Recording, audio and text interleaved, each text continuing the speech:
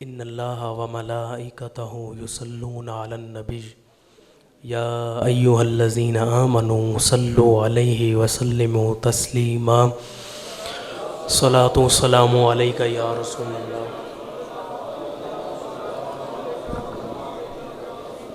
الصلاۃ والسلام علیک یا خطیب الانبیاء والمرسلین وعلی آلک واصحابک یا رحمۃ للعالمین۔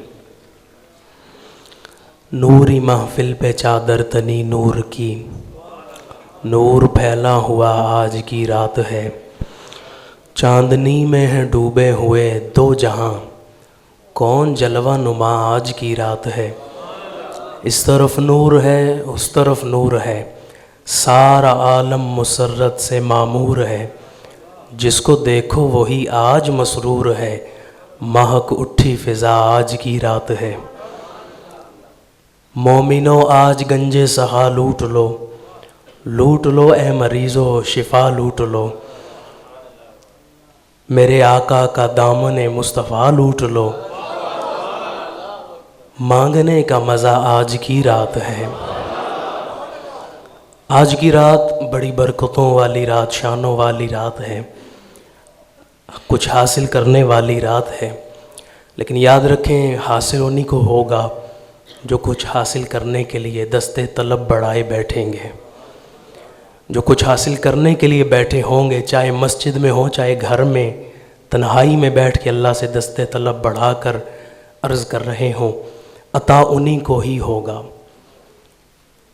جس کی نیت ٹھیک ہے، جو نیت لے کر آیا ہے کہ مجھے کچھ حاصل ہو، عطا بھی اسی کو کیا جائے گا۔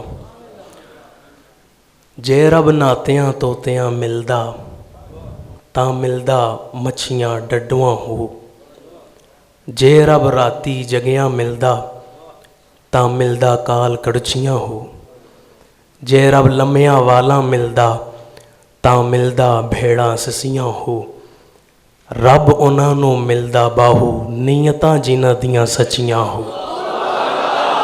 عطا انہی کو کیا جاتا ہے جو اچھی نیت کے ساتھ بیٹھیں، کچھ مانگنے کے لیے بیٹھیں، اس برکتوں والی محفل میں بیٹھیں تو اپنے دامن کو اللہ تعالیٰ کی بارگاہ میں اپنی حاضری اس طرح لگوائیں کہ یا اللہ میں بڑا گناہ گار ہوں، یا اللہ میں اپنے گناہوں کا اعتراف کرتا ہوں، لیکن تیری رحمت بھی میرے سامنے ہے، یا اللہ اپنی رحمت کے صدقے مجھے بخشش عطا فرما دے۔ اپنے آپ کو اپنی میں کو ختم کر کے آج کی رات اس محفل میں بیٹھیں۔ آج یہ نہ دیکھیں کہ میں کیا بیان کر رہا ہوں، میں کون ہوں، میں کیسا بیان کر رہا ہوں، بلکہ یہ دیکھیں کہ کیا بیان کر رہا ہوں۔ چند گھڑیاں آپ کے سامنے تقویٰ اور رجا کے حوالے سے بیان کروں گا، اللہ تعالیٰ مجھے حق گوئی کی توفیق عطا فرمائے۔ تقویٰ کیا ہے؟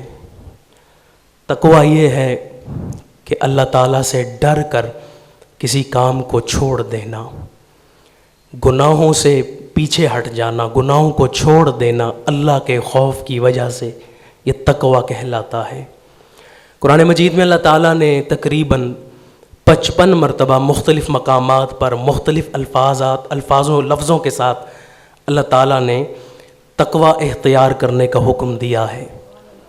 خوف خدا کا دوسرا معنی تقویٰ ہے، اللہ سے ڈر جانا اس کا دوسرا نام تقویٰ ہے، کسی گناہ کو رب سے ڈر کے چھوڑ دینا یہ تقویٰ کہلاتا ہے۔ اگر وہی گناہ آپ اللہ سے ڈر کے نہیں بلکہ لوگوں سے ڈر کے چھوڑیں گے تو وہ تقویٰ نہیں کہلائے گا، بلکہ منافق اور ریاکاروں میں نام لکھ دیا جائے گا۔ اور یاد رکھیں منافقت اور ریا کے بارے میں بیان کیا گیا کہ ریاکاری شرک اصغر ہے، یعنی چھوٹا شرک ہے، بلکہ حدیث مبارک بھی ہے کہ جس نے لوگوں کے لیے کوئی عمل کیا، جس نے لوگوں کے لیے روزہ رکھا، نماز پڑھی، تو ایسے ہی ہے جیسے اس نے شرک کیا ہے۔ لوگوں سے ڈر کے کسی کام کو چھوڑ دینا یا اختیار کر لینا، اللہ تعالیٰ نے قرآن مجید میں فرمایا لوگوں سے نہ ڈرو، وخشونی مجھ سے ڈرو، میرے سے ڈرو۔ آج لوگ کہتے ہیں کہ اللہ کریم کی رحمت بیان کیا کرو، اللہ بڑا رحمان ہے، اللہ بڑا رحیم ہے، اس کی رحمت بیان کیا کرو، اس کو ڈرانا نہ بیان کیا کرو۔ میں کہتا ہوں اللہ رحمان ہے، رحیم ہے، جبار اور قہار بھی تو ہے نا۔ بلکہ اعلیٰ حضرت کے والد ہیں حضور مولانا مفتی نقی علی ہاں رحمۃ اللہ تعالیٰ علیہ، انہوں نے اس بارے میں ایک کمال بات لکھی۔ آپ کہتے ہیں اللہ کو کریم جان کر گناہ کرنے والوں، کبھی اللہ کو قادر جان کے زہر بھی کھا لو۔ آپ نہیں سمجھے جملہ کیا ہے؟ اللہ کو کریم جان کر گناہ کرنے والوں، اللہ کو قادر جان کر زہر کیوں نہیں کھاتے؟ اللہ قادر ہے، ہمارا یقین ہے نا، ان اللہ علی کل شیء قدیر، ہر شے پر قادر ہے۔ آپ زہر کیوں نہیں کھاتے؟ اللہ تو قادر ہے، وہ تو زہر کو تریاک میں بدل سکتا ہے، وہ رب تو آگ کو گلزار بنا سکتا ہے، نار نمرود گلزار بن سکتی ہے، ہم کیوں نہیں زہر پی لیتے؟ رحمانیت پر بات کریں تو وہاں کہتے ہیں گناہ کر لیا، ٹھیک ہے اللہ رحمان ہے، رحیم ہے، لیکن اللہ کے قادر ہونے پہ بات آتی ہے تو معیار بدل جاتا ہے۔ اگر اللہ چاہے تو زہر بھی تریاک بن سکتا ہے۔ بلکہ اٹھائیں حدیث کی کتاب میں، جناب خالد بن ولید رضی اللہ تعالیٰ عنہ سے ایک یہودیہ عورت نے کہا اگر آپ کا دین سچا ہے تو آپ یہ زہر کی شیشی یا یہ پی کے دکھائیں۔ آپ نے بسم اللہ شریف پڑھی اور زہر پی گئے، کچھ نہیں ہوا، اللہ تعالیٰ کے نام کی برکت سے زہر اثر نہیں کیا۔ تو آج ہم اللہ کو کریم جان کر گناہوں میں پڑے ہیں اور حقیقت سے ہمیں دور کر دیا گیا ہے۔ اللہ رحمان ہے، رحیم ہے، کریم ہے، لیکن اسی رب نے فرمایا ہے اتقوا اللہ، اللہ سے ڈرو۔ آج ہمارے استاد کہیں، ہمارے والد کہیں، ہمارے بزرگ کہیں، اگر بات کرتے کرتے اچانک کہیں نا اللہ سے ڈرو تو ایک دل میں خوف پیدا ہوتا ہے، ایک بڑا جلال والا جملہ ہے اللہ سے ڈرو۔ آج ہمیں کوئی انسان کہے اللہ سے ڈرو تو ہمارے دل میں کیفیت پیدا ہوتی ہے۔ رب فرما رہا ہے اتقوا اللہ، اللہ سے ڈرو۔ اگر ہمارے دل میں کیفیت پیدا نہ ہو تو سوچیں ہمارے ایمان کا معیار کہاں ہے۔ اللہ تعالیٰ نے قرآن مجید میں فرمایا کہ وہ لوگ جنہوں نے تقوی اختیار نہ کیا، دنیا میں غافل ہو گئے، وہ تو جانور ہیں بلکہ جانوروں سے بدتر ہیں، جانوروں سے بدتر ہیں۔ کتا کسی شے میں کوئی چیز پینے کھانے سے پہلے برتن میں منہ دیتا ہے نا تو منہ ڈالنے سے پہلے سونگھتا ہے، لیکن افسوس انسان پر، مال کھانے سے پہلے سوچتا نہیں کہ میں حرام کھا رہا ہوں یا حلال کھا رہا ہوں۔ کتے کو اتنی سمجھ ہے کہ میں نے سونگھ کے منہ ڈالنا ہے، لیکن آج کے انسان کو پرواہ نہیں کہ میں حرام کھانے لگاؤں یا حلال کھانے لگاؤں۔ متقین کون ہیں؟ متقی لوگ وہ ہیں جو مشابہ مال، حرام اور حلال تو ایک سائیڈ پہ کر دینا، مشابہ مال کو بھی چھوڑ دیتے ہیں، جس میں شبہ آ گیا اس کو بھی ترک کر دیتے ہیں۔ حضرت امام احمد بن حنبل رحمۃ اللہ تعالیٰ علیہ ایک سبزی فروش کے پاس گئے، اس کو آپ نے اپنا تھال دیا اور گھر واپس آ گئے، گروی رکھا۔ کچھ دنوں بعد پیسے لے کر گئے تھال واپس لینے کے لیے، آپ نے اس کو پیسے دیے اور کہا میرا تھال مجھے واپس کر دو۔ اس نے 2 تھال آگے کیے، ایک تھوڑا نیا تھا، ایک تھوڑا سا پرانا نظر آتا تھا۔ اس نے کہا حضور دونوں تھالوں میں سے جو آپ کا تھال ہے آپ لے لیں۔ آپ نے تھال دیکھے اور دیکھتے دیکھتے آپ کہتے ہیں میرے بھائی مجھے مشکل ہو رہی ہے تھال پہچاننے میں، تو ایسا کر یہ پیسے بھی رکھ لے اور تھال بھی رکھ لے، مجھے میرا تھال پہچاننا مشکل ہو رہا ہے، اس لیے تو پیسے بھی رکھ لے تھال بھی رکھ لے۔ آگے سے وہ شخص کہنے لگا حضور میں نے آپ کو چیک کرنے کے لیے، آزمانے کے لیے کہ دیکھوں کہ آپ بغیر دیکھے تھال تو نہیں لے لیتے، میں نے بس آپ کو چیک کرنے کے لیے اس طرح کیا، یہ نیا والا آپ کا ہی ہے۔ اب ذرا دل کے کانوں سے سنیں، آپ نے فرمایا اب میں بالکل نہیں لوں گا، اس لیے کہ یہ شبہ ہے، یہ مشابہ ہے، یعنی میں اب حیران ہو گیا کہ میرا کون سا ہے، میں شبہ میں پڑ گیا ہوں۔ آج میں اور آپ ہوتے تو نیا والا کہتے یہ ہمارا ہے، بغیر سوچے سمجھے ہم اپنا فائدہ، میرا فائدہ کس چیز میں ہے یہ نہیں دیکھتے کہ آخرت میں اس کا جواب بھی دینا ہے۔ وہ قومیں ایسے کامیاب نہیں تھیں. علامہ اقبال کہتے ہیں وہ معزز تھے زمانے میں مسلمان ہو کر، اور تم خوار ہوئے تاریک قرآن ہو کر. تم ہو گفتار سراپا، وہ سراپا کردار. یہ شعر سمجھ آئیں تو یقین جانے بندے کی دنیا بدل جائے. اقبال کہتے ہیں تم ہو گفتار سراپا، یعنی سر سے لے کر پاؤں تک باتیں کرنے والے. اور وہ لوگ کیسے تھے؟ تم ہو گفتار سراپا، وہ سراپا کردار. تم ترستے ہو کلی کو، وہ گلستاں باکنار. اب تلک یاد ہے قوموں کو حکایت ان کی، نقش ہے صفحہ ہستی پہ صداقت ان کی. قوموں نے ان کو، لوگوں نے انہیں ایسے یاد نہیں رکھا، ان کے اعمال ایسے ہیں جو قابل رشک اعمال ہیں. سیدنا فاروق اعظم رضی اللہ تعالیٰ عنہ کا تقویٰ دیکھیں.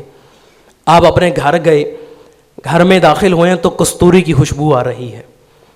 آپ نے اپنی زوجہ محترمہ کو بلایا اور کہا میں کستوری نہیں لایا تھا، یہ کستوری کی خوشبو کہاں سے آ رہی ہے؟ بتایا حضور گھر کے ساتھ 2 عورتیں آئی تھیں، پڑوسن عورتیں آئی تھیں 2، انہوں نے مجھے کستوری دی اور کہا ہمارے میں آدھی آدھی تقسیم کر دیں. میں نے ان کو آدھی آدھی تقسیم کر دی. تقسیم کرتے ہوئے، بانٹتے ہوئے ان دونوں میں میرے ہاتھ پہ چند قطرے کستوری کے لگ گئے تھے. میں نے اس کو اپنے دوپٹے کے ساتھ صاف کر لیا. اب میں جہاں جہاں جا رہی ہوں وہ کستوری کی خوشبو گھر میں پھیل رہی ہے. اب ذرا دل کے کانوں سے سنیں. سیدنا فاروق اعظم نے کہا بی بی یہ کپڑا، یہ چادر اتارو اور اس کو دھوو. عمر کسی کا مال کھانا تو دور کی بات ہے، کسی کی خوشبو سونگھنا بھی جائز نہیں سمجھتا. یہ تقویٰ کہلاتا ہے. آج ہم تو کسی کی چیز دیکھتے ہیں نا تو ذہن میں خیال بھی نہیں آتا کہ میرا اس پہ حق ہے یا نہیں ہے. چند لوگ تو ایسے ہیں جو بغیر پوچھے ہی اس کو استعمال کرنے لگتے ہیں، اٹھا لیتے ہیں، یوز کرتے ہیں. اور چند ہیں جو پوچھ لیتے ہیں. آپ فرماتے ہیں میں کسی کا مال کھانا تو دور کی بات، کسی کی خوشبو سونگھنے کو بھی جائز نہیں سمجھتا. آپ نے وہ کپڑا تب تک دھلوایا جب تک کہ اس میں سے اس کی خوشبو نہ چلی گئی. تقویٰ کسے کہلاتے ہیں؟ کہتے ہیں ہم نہیں جانتے. کل 15 شعبان المعظم ہے، کل عرس ہے حضرت سید الاولیاء کا، سلطان العارفین خواجہ بایزید بسطامی رحمۃ اللہ تعالیٰ علیہ کا. آپ کا تقویٰ کیا ہے؟ آپ کے بارے میں سیدنا جنید بغدادی کہتے ہیں کہ بایزید بسطامی کی شان یہ ہے جس طرح اللہ نے فرشتوں میں جبریل کو شان دی ہے اسی طرح اولیاء میں بایزید بسطامی کو شان عطا فرمائی ہے. وہ بایزید بسطامی رحمۃ اللہ تعالیٰ علیہ کیا کہتے ہیں؟ ایک دن آپ بستام سے حمزان کی طرف گئے سامان خریدنے اور بیچنے. آپ ایک علاقے سے دوسرے علاقے گئے ہیں، سامان خریدا ہے، کچھ بیچا ہے، واپس اپنے علاقے بستام میں پہنچے ہیں. آپ نے جب واپس پہنچے اپنے سامان کے اوپر دیکھا 2 چونٹیاں رینگ رہی ہیں، 2 چونٹیاں چل رہی ہیں. آپ نے اپنے خادم کو کہا واپس سواریاں موڑو، جہاں سے یہ سامان خریدا تھا وہاں واپس جانا ہے. آپ کے خادم نے پوچھا حضور واپس اتنا سفر کر کے کیوں جانا ہے؟ آپ نے کہا یہ 2 چونٹیاں جب ہم نے سامان خریدا تو ہمارے سامان کے ساتھ آ گئی ہیں. اگر اللہ نے روز محشر میرے سے پوچھا کہ بایزید تیری وجہ سے 2 چونٹیوں کو مصیبت آئی تھی کہ وہ اپنے گھر کو چھوڑ کر، اپنے خاندان کو چھوڑ کر تیرے ساتھ اتنی دور آ گئی تھیں، میں اللہ کو کیا جواب دوں گا؟ 2 چونٹیوں کی کتنی پرواہ ہے کہ اگر اللہ نے میرے سے ان کا سوال کر لیا تو میں جواب کیا دوں گا؟ اللہ تعالی ہمیں حقیقی طور پر سمجھنے کی توفیق عطا فرمائے. بندہ سمجھ جائے تو چند باتیں بڑی ہیں، نہ سمجھے تو پھر جو مرضی کرتا رہے. علامہ اقبال کہتے ہیں تیرے ضمیر پہ جب تک نہ ہو نزول قرآن، گرہ کشا ہے نہ راضی نہ صاحب کشاف. جب تک قرآن تمہارے ضمیر پہ نہیں اترے گا تب تک تمہیں کوئی فائدہ حاصل نہیں. چاہے جو مرضی تفاسیر پڑھتے رہو، بیان سنتے رہو، اگر تم اپنے ضمیر پر ان باتوں کو نہ اتارو جو اللہ فرما رہا ہے تو تمہیں ایسے تقریریں سننے کی، کتابیں پڑھنے کی فائدہ نہیں ہوگا. تقویٰ کیا ہے؟ حضرت امام کشیری نے اس کو لکھا کہ جناب حسن بصری رضی اللہ تعالیٰ عنہ اکثر آپ روتے رہتے اور غمگین رہتے. اور ایک دن آپ فرماتے ہیں آپ اپنے احباب کے ساتھ بیٹھے تھے، آپ نے فرمایا میرے دوستوں، میرے بھائیوں، ہم ہنستے ہیں، دنیا میں غافل رہتے ہیں، مجھے ایک چیز کی فکر ہوتی ہے کہ اگر روز محشر اللہ نے مجھ سے کہا کہ جا حسن بصری، تیرا کوئی عمل میری بارگاہ میں قبول نہیں ہے، میں کیا کروں گا؟ مجھے اس چیز کی فکر رہتی ہے۔ پھر آپ نے فرمایا میں 70 صحابہ سے ملا ہوں، 70 صحابہ وہ جو بدر میں شامل تھے، میری ان سے ملاقات ہوئی، وہ اون کا لباس پہنتے تھے، اور اگر تم ان صحابہ کو دیکھ لیتے تو تمہیں لگتا جیسے وہ اللہ کی محبت میں دیوانے ہیں، اللہ کی محبت میں دیوانہ تم ان کو پاتے۔ ذرا دل کے کانوں سے سنیے گا آپ نے کیا فرمایا۔ آپ کہتے ہیں اگر وہ صحابہ تمہیں دیکھ لیتے، تمہارے نیکوں کو دیکھ کر وہ یہ کہتے کہ تم میں کوئی ایسی بات نہیں جس کی تعریف کی جا سکے، کوئی قابل تعریف بات تم میں نہیں ہے۔ اگر وہ صحابہ تمہارے نیکوں کو دیکھ لیتے تو کہتے تمہارے میں کوئی اچھی بات نہیں، اور اگر تمہارے گناہ گاروں کو وہ صحابہ دیکھتے تو یہ کہہ دیتے کہ ان لوگوں کا تو آخرت پر ایمان بھی نہیں ہے۔ یہ آج کے لوگوں کی بات نہیں، یہ تابعین کے دور کی بات ہے۔ اور امام کشیری نے جب رسالہ کشیریہ لکھا تو اس کے شروع میں آپ کہتے ہیں میں یہ کتاب اس لیے لکھ رہا ہوں کہ میں جب اپنے اسلاف کی زندگی کو پڑھتا ہوں، صحابہ کی زندگیوں کو پڑھتا ہوں، بزرگوں کی زندگیوں کو دیکھتا ہوں، تو مجھے بڑا فرق لگتا ہے کہ آج کے لوگ تو اس طرح زندگی نہیں گزار رہے۔ اس لیے میں یہ کتاب لکھ رہا ہوں تاکہ ہمارے لوگ ان اسلاف کی زندگیوں کو پڑھ سکیں۔ اور یہ رسالہ کشیریہ کوئی آج کی کتاب نہیں ہے، 1000 سال سے زیادہ پرانی کتاب ہے۔ حضور داتا صاحب نے یہ کتاب پڑھی ہے۔ اتنی پرانی کتاب لکھنے والے کہہ رہے ہیں کہ لوگ غافل ہو گئے ہیں اور لوگ اپنے اسلاف کی زندگیوں کو بھلائے بیٹھے ہیں۔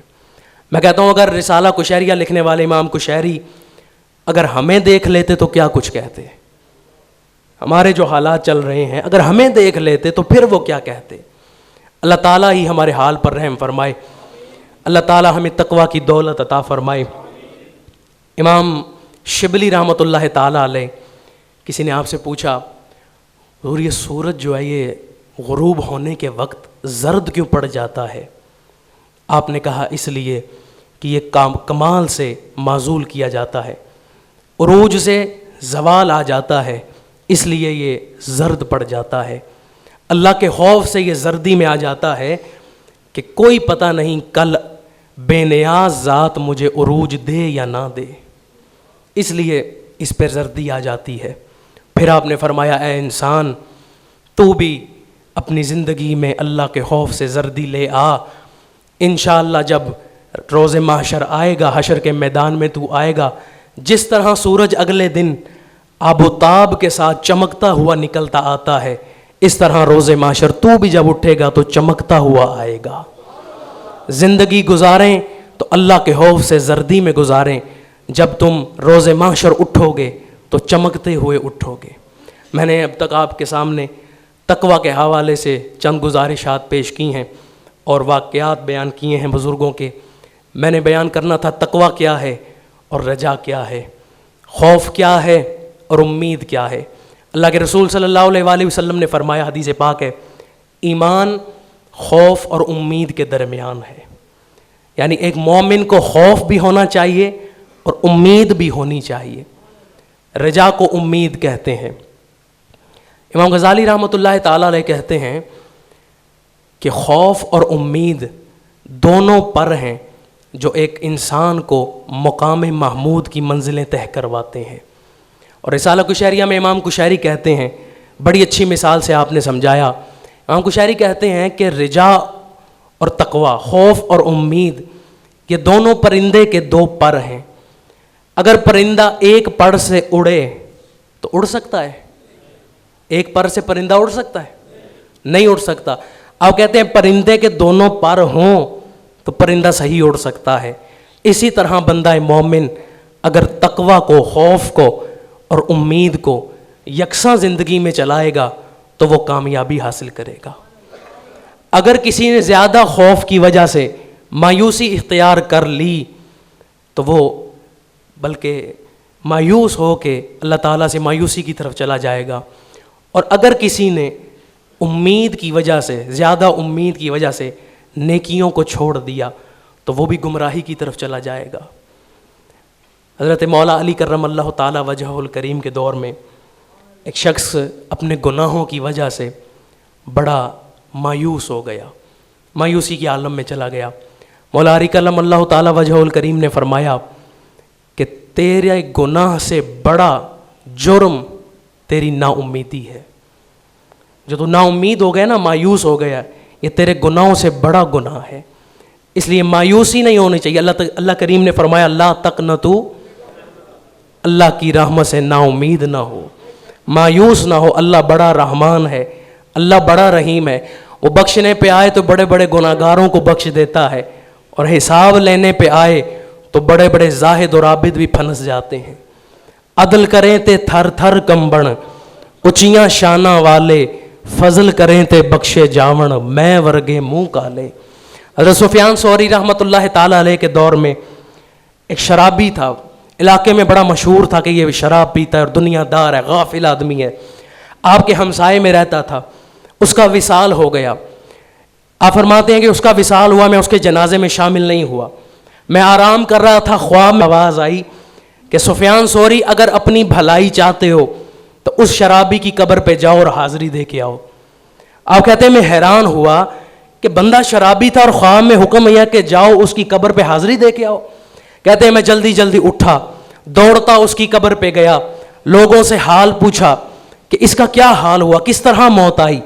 بتایا گیا کہ جب اس پہ نزع کا عالم تھا، یہ اللہ کی بارگاہ میں روتا جا رہا تھا، اس کی آنکھوں سے آنسو بہ رہے تھے، آسمان کی طرف اس کا چہرہ تھا، اور اس نے ایک جملہ بار بار بولا، اے دنیا اور آخرت کے مالک، اے دنیا اور آخرت کے مالک، اس پر رحم فرما جس کے پاس نہ دنیا ہے نہ آخرت ہے۔